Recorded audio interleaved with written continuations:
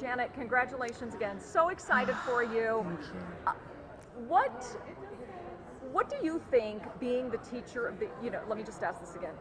What's the most important thing you think you will do now with this role of Teacher of the Year? Well, my goal in this role is to just honor the incredible service that teachers across our state are providing to students every single day.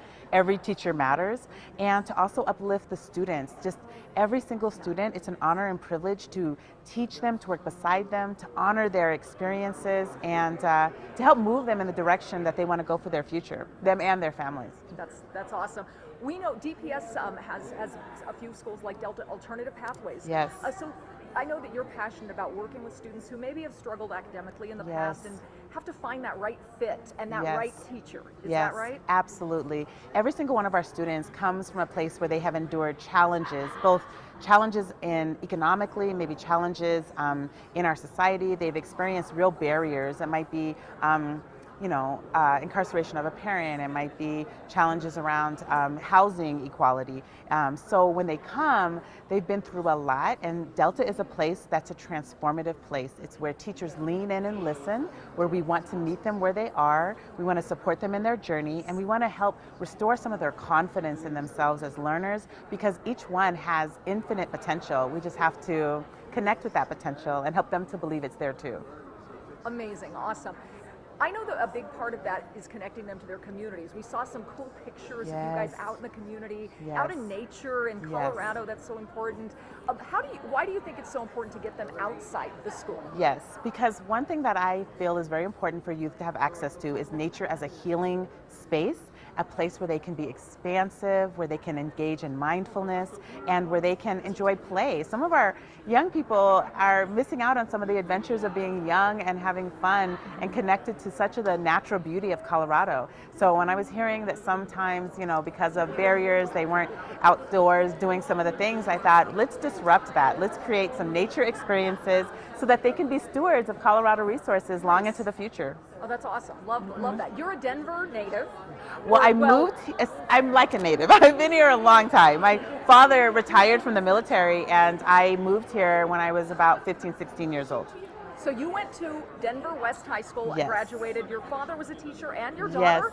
Yes. Wow. What is it about your family, do you think, that education is such a critical part there? Well, it's a beautiful question, because education is what transformed both of my parents' journeys. Both of them encountered lack of access to some of the power of education. One, my father, because he grew up during segregation in Texas. My mother in Korea, when it felt like girls didn't need an education in there when she was there. And so she had to fight for her educational advocacy. And so I feel like in my family, education is transformation. It helps you reach your long-term goals and helps you expand to your highest self. And so for my family, service and education go hand in hand. So, awesome. So and just remind me, your dad was a junior JROTC. Yes, JROTC instructor. And your daughter is a special education teacher. So it really lets me have a heart for all the work that our special education teachers are doing all across the state, and the massive amount of love that they pour into their work. Okay, final question, because I know you got a lot of stuff to do.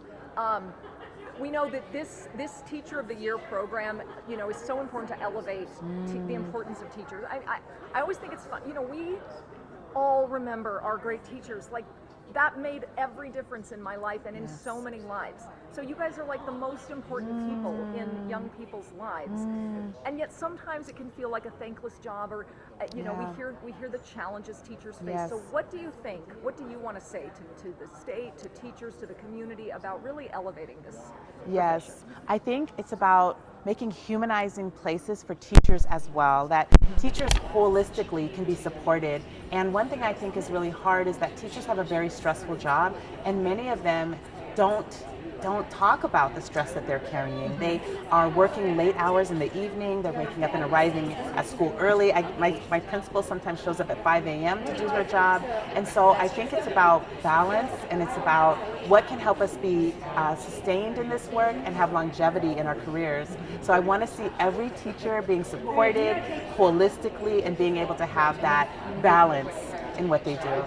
Well, we know you are going to be an amazing spokesperson for teachers this year. Thank you so much. I can't wait to watch the journey and follow you and come visit your classroom and all of that. Thank you so much.